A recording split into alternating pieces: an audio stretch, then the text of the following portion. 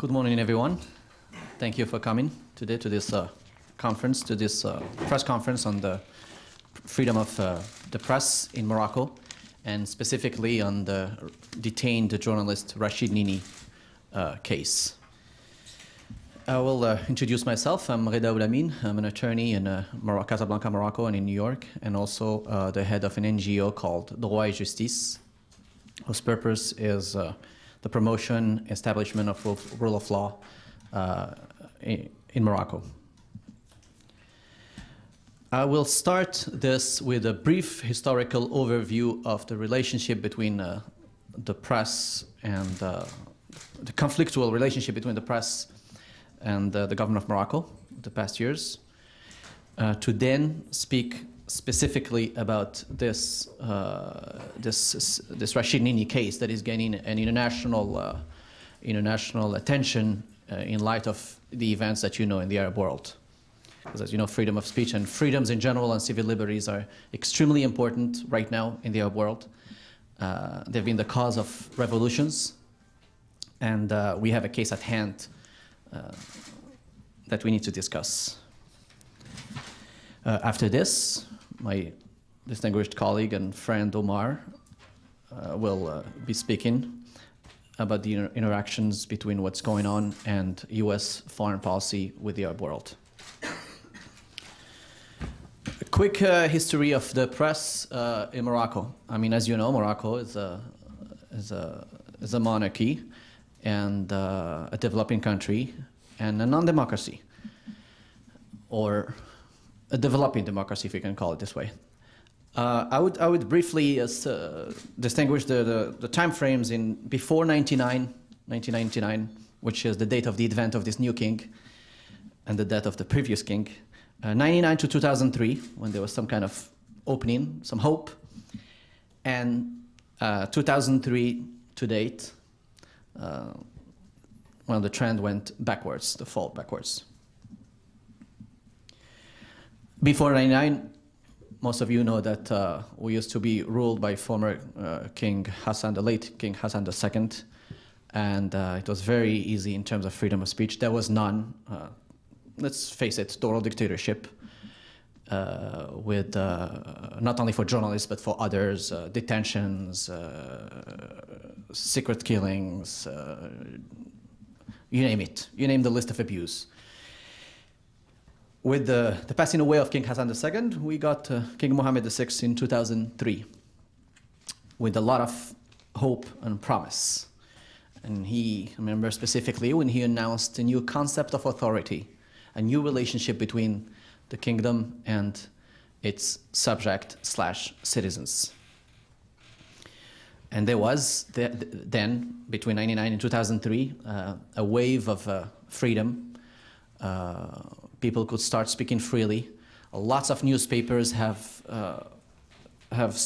created themselves.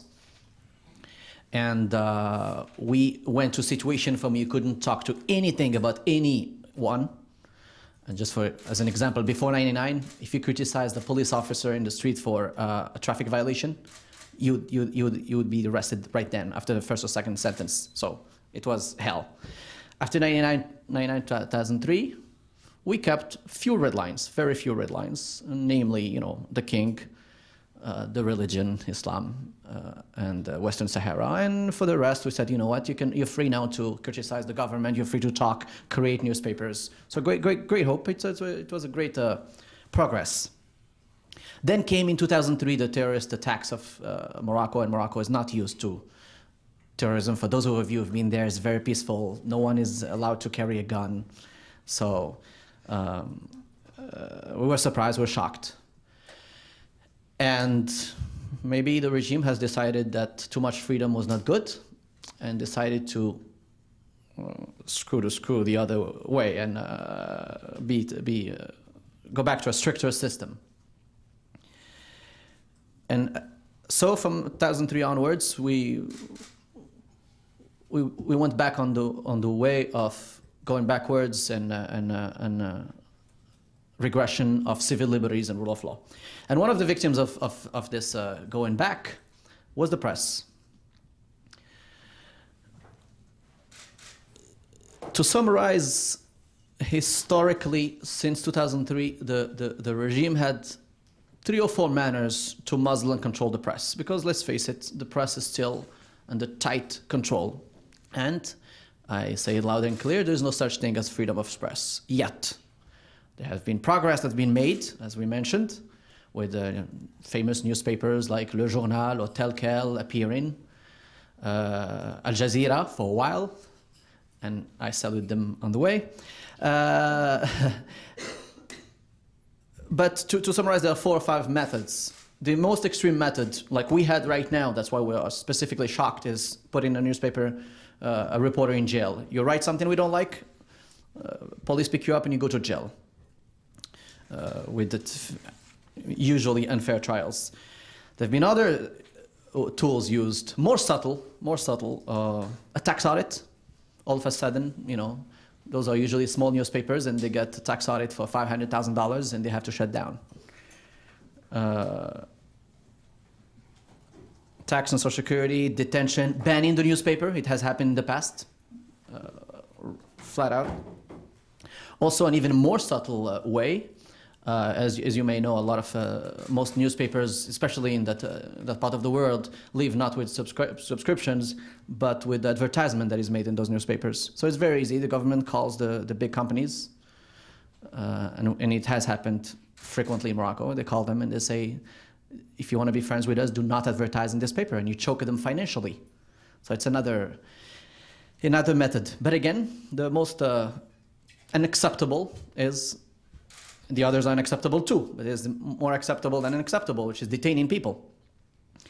And sometimes even more acceptable, even more revolting, a physical assault on reporters. And it has happened, we suspect, we have no proof, but it has happened to a gentleman, the name of Abdallah al-Hatash, who was the advisor of Mr. NINI, and who was beaten almost to death with a clear intention to kill, and hit on the head by 3 people last week, and is in critical condition.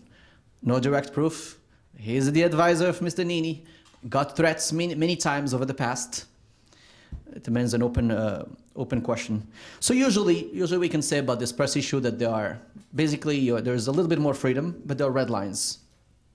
The red lines used to be the kingdom, the monarchy, Western Sahara, and it's belonging to Morocco. So if you criticize the fact, if you not agree that it doesn't belong to Morocco, you're very likely to.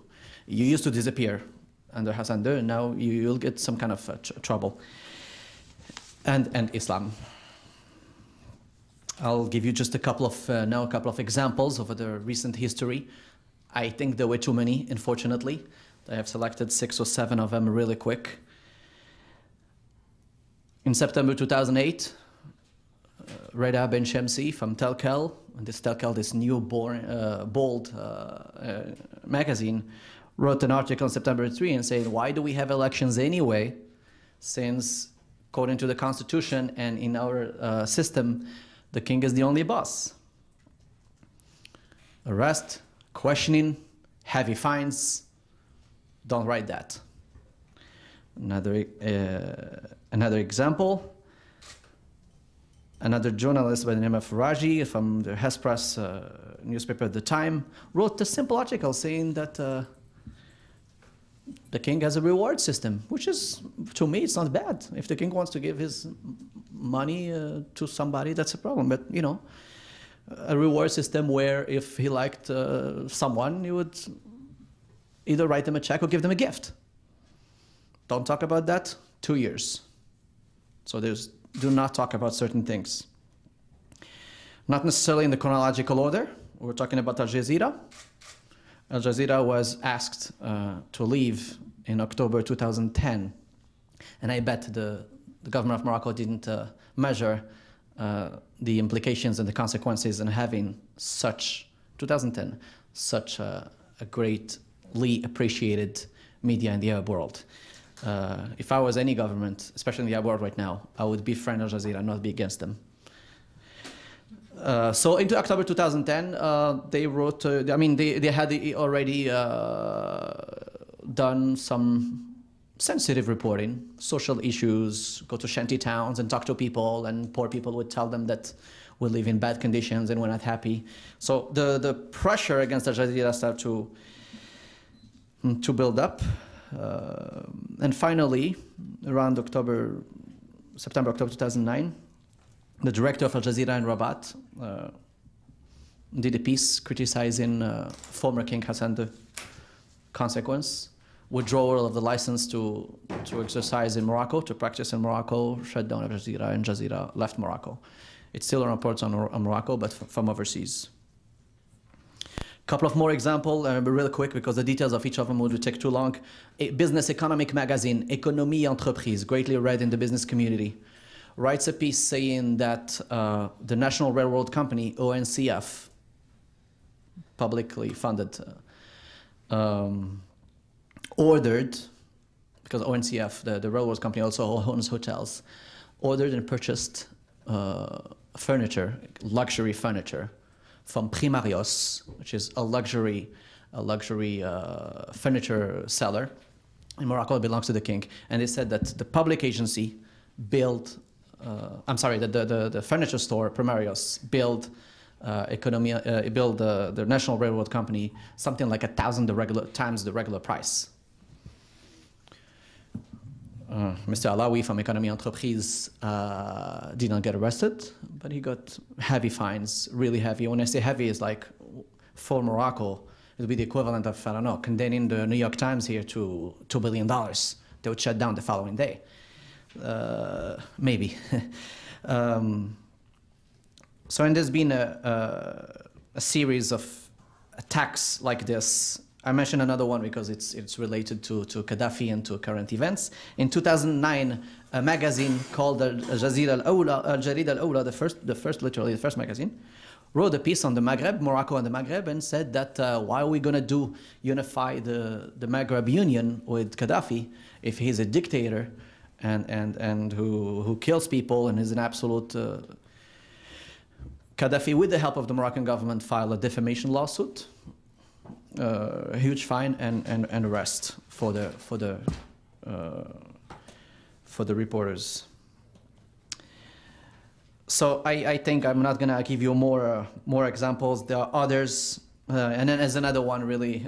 In September 2009, a magazine by the name of Akhbar Al-Yom did a cartoon, just an innocent cartoon, nothing too insulting, of the cousin, not the king, but the cousin of the king at his wedding. And for Moroccan weddings, they're very nice. They had we have a piece called an Amariya, which is like a kind of a cart when you carry the bride and the groom. And they showed the cousin of the king on that Amariya device.